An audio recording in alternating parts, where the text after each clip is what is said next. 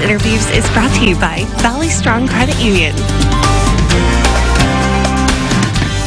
Welcome back. Your time now is 6:20. We've been following the economic impact this pandemic has had here in our country for weeks as unemployment numbers have skyrocketed. And joining us this morning to talk a little bit about where we are this Friday, David Anderson, managing partner at Moneywise Wealth Management. Thanks so much for joining us this morning, Dave. Good to see you. Yeah, my pleasure, Maddie. All right, so let's first talk about this new consumer spending report that's out this morning. It showed that the personal savings rate for Americans hit a historic 33% in April, according to the U.S. Bureau of Economic Analysis. What does that mean? Is that a good thing? Is that a bad thing? I mean, it's way above what Americans saved during the Great Recession. Oh, yeah. I mean, we've never seen numbers like this, actually, in terms of savings. And it's good and bad. It's good for the individual. I mean, if you're saving your money, that's great because you're planning for, some rainy day in the future, which is, right upon us. The bad about that is we are a consumer-driven economy. So the reason why we have such a strong economy is because people go out there and they spend money, they buy things. And when you see the savings rate increase, that means less spending, which could certainly impact the economy negatively. So should people be doing this, or do they need to be a little more freer with their purse strings?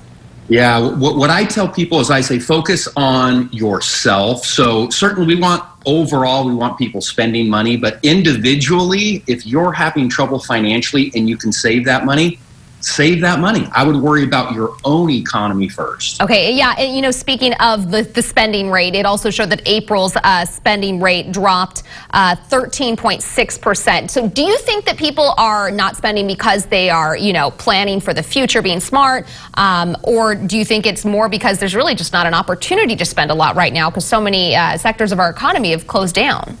Yeah. I think it's a mixture of things. Certainly people have been staying inside, so have not had the opportunity to spend some of their money on those things. But then you also just see so many people just struggling financially. If you look at the stimulus checks, when people received those, most of the money was spent on necessities. And then a large portion was put into savings. So I think there are so many people that are on the brink financially. And this pandemic has exposed that, and so they're doing all that they can to kind of right their financial ship right now, and it's a tough time. And like you said, it's kind of exposed whether or not we were prepared for a financial emergency, and we see the data. We know that most Americans are not as prepared as we should be. What is a good benchmark of how prepared we should be going forward? And maybe this is a wake-up call that, hey, we need to listen to this.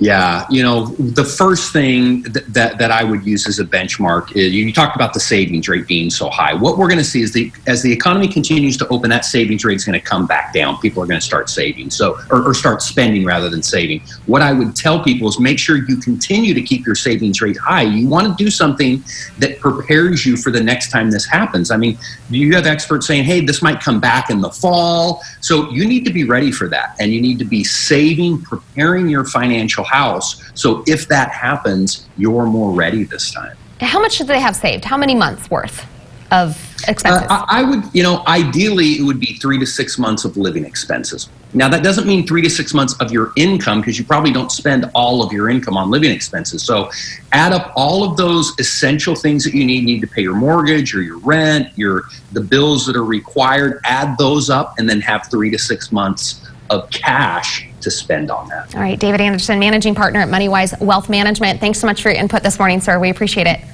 You bet. My pleasure. We'll be back.